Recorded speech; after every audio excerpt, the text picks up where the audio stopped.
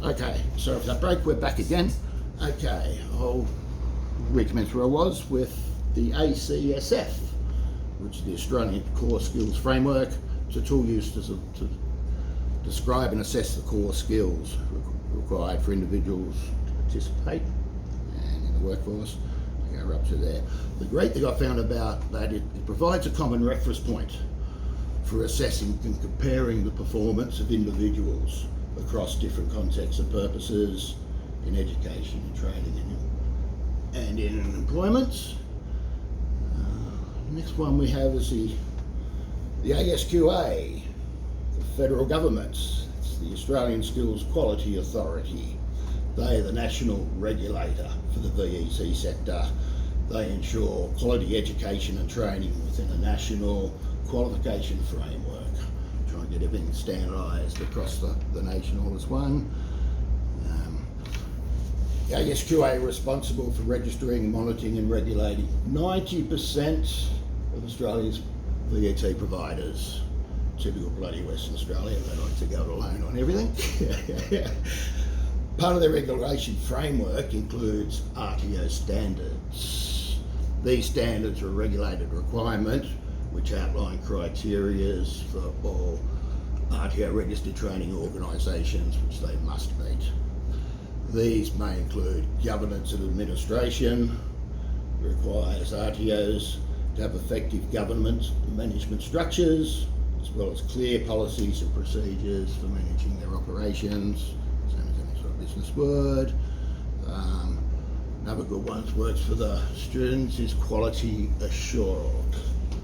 To become quality assured, an RTO must demonstrate that it has the necessary resources, qualified trainers and assessors, appropriate facilities, robust systems in place to deliver the goal of high quality training and assessment. The RTO's compliance with the standards is regularly monitored, and it must show a commitment to ongoing improvement in the quality of its training and assessment services. Another thing they have is financial viability. They must demonstrate they're financially viable and have the resources to continue paying and delivering training and assessment. Quality of the training and assessment is another big factor. The RTOs must have qualified and experienced trainer and assessors, as well as appropriate facilities and resources to deliver the training and assessment provided. You have student support services, where RTOs must provide adequate support and services to help students succeed in their studies, including access to information, advice and support services. There's compliance and continuous improvements. So an RTO must demonstrate ongoing compliance with the standards and a commitment to continuous improvement in the quality of their training and assessment, or they'll get deregistered and boot it back. No, we haven't. Yes, I know. Okay. Yeah, so of course, during this research, I've learned a lot of requirements and responsibilities as a trainer and assessor fall under these RTO standards. Of course, an RTO will set its own set of policies and procedures, including amongst that will be work-based documents. One particular work-based document I researched included an organisational chart. This was set in a silo formatted chart which gave visible representation of the organisation's hierarchy, reporting structure. This chart helped me understand where I, as a trainer and assessor, fit in within the organisation, who my direct superiors are, who I report to, who my discipline leads are, my training support staff, etc. Another document listed was, trainer and assessor job description. Of course, this outlines the roles, responsibilities and expectations for a trainer and assessor to follow within its organisation. Another one was policy and procedure for maintenance of trainer and assessor currency. It details the requirements and procedures for maintaining currency that I, as a trainer and assessor, must undertake. It also includes a policy for use of digital technology. This document gives you the guidelines for the appropriate use of digital technology, etc. I can recall the email gate scandal back at Warkworth a while ago, and the discipline outcomes of that, some of the people involved. So yes, that's the importance of using people's digital technology in compliance with these standards. Another policy was learner feedback and appeals. It outlines the purpose and procedures for collecting and addressing learner feedback and possible appeals. I identify this as a very proactive tool for virtually both sides of the classroom desk. Absolutely. We'll get on to further later. Yeah. So my key learning from this research is, relates to me directly as a trainer and assessor, is currency maintenance. It's a compliance requirement for trainers and assessors to maintain their roles and maintain their skills, knowledge in the industry, experience. This is important to ensure they're up to date with current industry standards, practices, regulations. Trainer assessor currency involves ongoing professional developments, gaining relevant industry experience, exposure and participation to ensure trainers and assessors are competent and capable to deliver high quality training as the whole purpose. Trainer and assessor currency compliance is a major requirement for the registration of an RTO. So my boss to stay registered, every trainer and assessor under him has to comply with the requirements. Okay. Next area I was learning about was learner groups. I was given a task to identify the needs, expectations and policies for 3 students enrolled in TAFE, or 1, 2, 3 different qualifications. First example I identified was a 16-year-old boy, over Baxter. He's just been employed as an apprentice plumber. He's been enrolled in Certificate 3 plumbing. He left school at Year 10, was awarded his ROSA, school certificate in Year 10. He has difficulty reading technical documents and complex documents, and has limited LNN skills. Okay. This led me to research LNN assessment tools, which give a numerical score of the individual being tested. This then can be compared with the ACSF, Core Skills Framework, level requirements for each unit of competency he needs to achieve to pass each unit he's doing in his course. This procedure is utilised in a graph format that they refer to as a spiky profile. And this spiky profile gives a visual representation, identifies any gaps in areas a student may have needs, and support. I've done research further. TAFE New South Wales actually have foundation skills support available specifically for a person in this scenario. The spiky profile could also show strong LNN areas where teaching and assessment strategies and delivery could be delivered in different ways to the students. Next example task I had was identifying a student with family and work demand needs.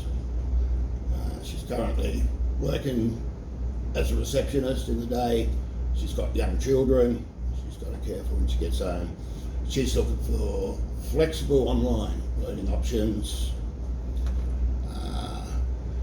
She is wanting to upskill from Cert 3 to a Cert 4 in administration. She's currently a receptionist.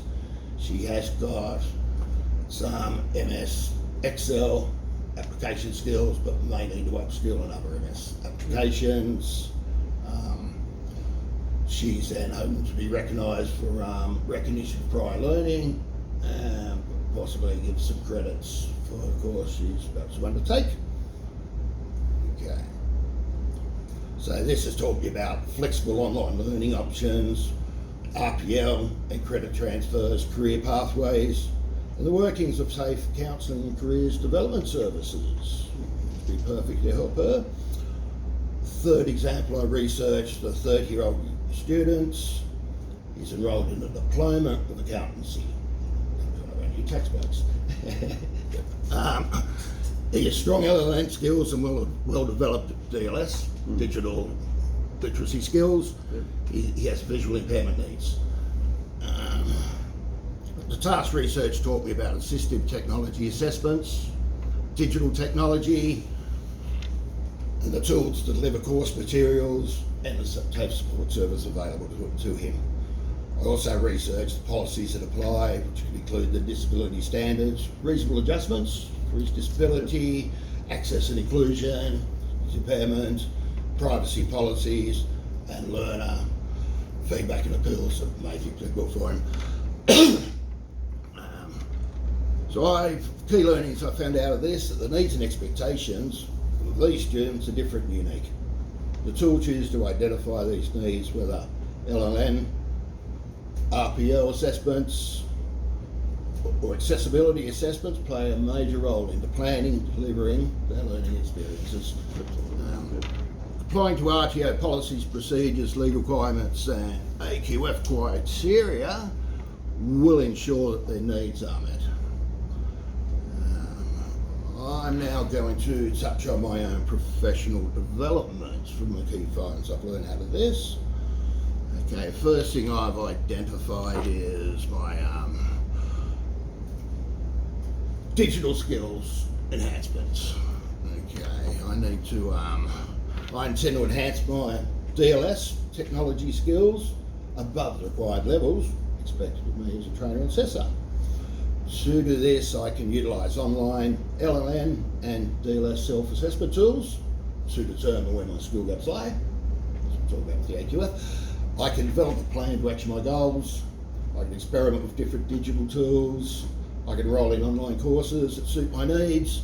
I can network with colleagues and seek feedback. I can. Major thing we'll touch on before is industry currency. My goal is to stay informed of any new developments or changes in my industry to ensure my teaching knowledge remains current and my regulatory requirements and responsibilities remain compliant. I can do this, I can maintain my currency in several ways. I can utilise online resources for continual learning of industry changes, subscribe and read industry publications, participate in professional networks, regular industry workplace activities, attend workplace WHS meetings, and I'll intend to maintaining a professional portfolio. Another thing I learned, that's because tip of the month, was voluntary work counts as. So I can go back out there and volunteer to drive a truck through a crib. Okay. Because we then have other countries, the VET, teacher, trainer and assessor currencies. My goal is to exceed professional standards and expectations with working with my RTO. I need to maintain currency in the VET sector by continuously improving my knowledge and regulatory requirements, my industry development, changes and training assessment practices.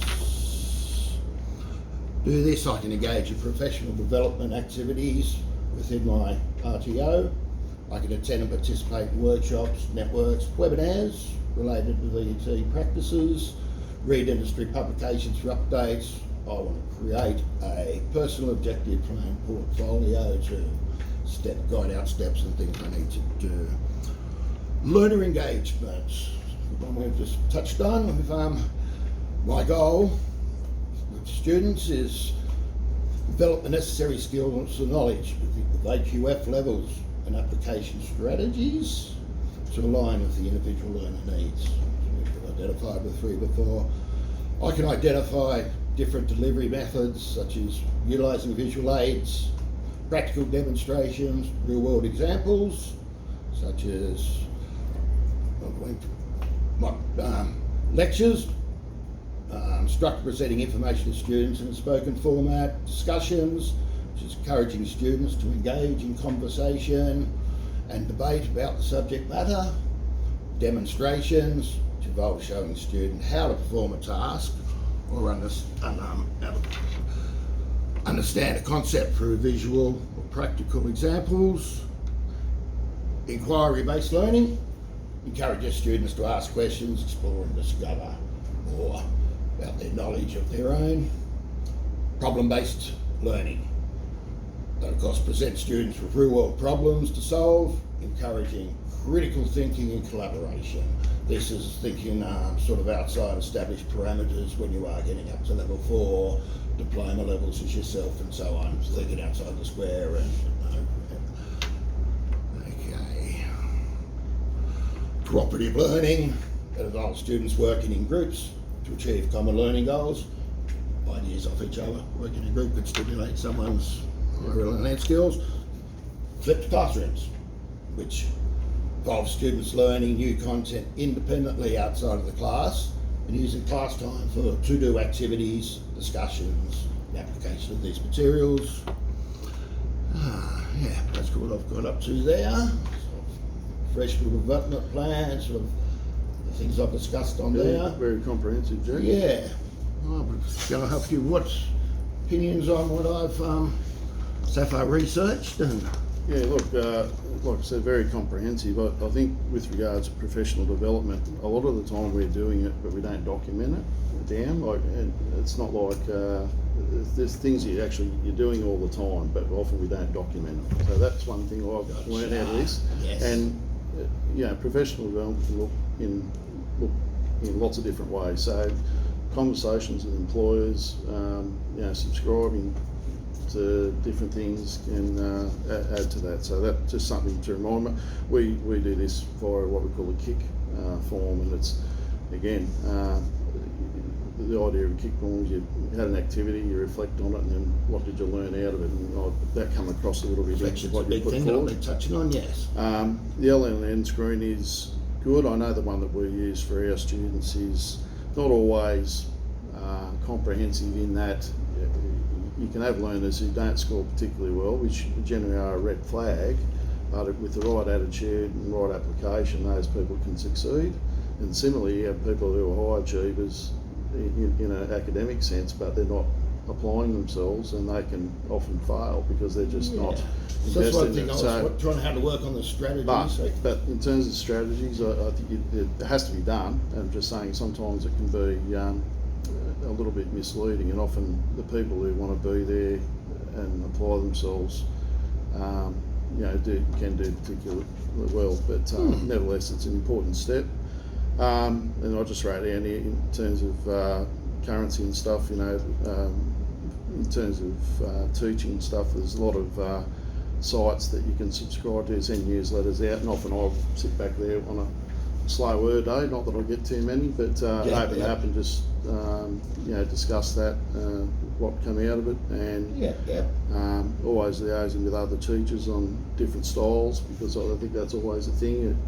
Students can sometimes gravitate towards different styles of teaching. Sharing strategies. A lot of teachers tend to be theory heavy and not a lot of skills, and there needs to be get the balance right. So, which you can apply from being actually hands-on your old vocation out. Yeah, that's right. Hands on the tools. Yeah. But I think and obviously knowing you for some time, I think this has probably always been in your wheelhouse. So it's nice to see. You're never too old to learn, as you're that's right. doing Yes, it, yes. and understand all the things that underline or underpin everything that we do and why we do it, in terms of teaching and ultimately assessing in that environment. So, well done. Excellent. Thank you. And I better get off to the doctors. Not a problem. Right, mate. I'd like to thank you for your invite. If I ever need some mentoring help and whatnot, you're always available for me down the track. And Yeah, absolutely. Okay. Thanks very much. Sign off the recording. Thank you, Darren.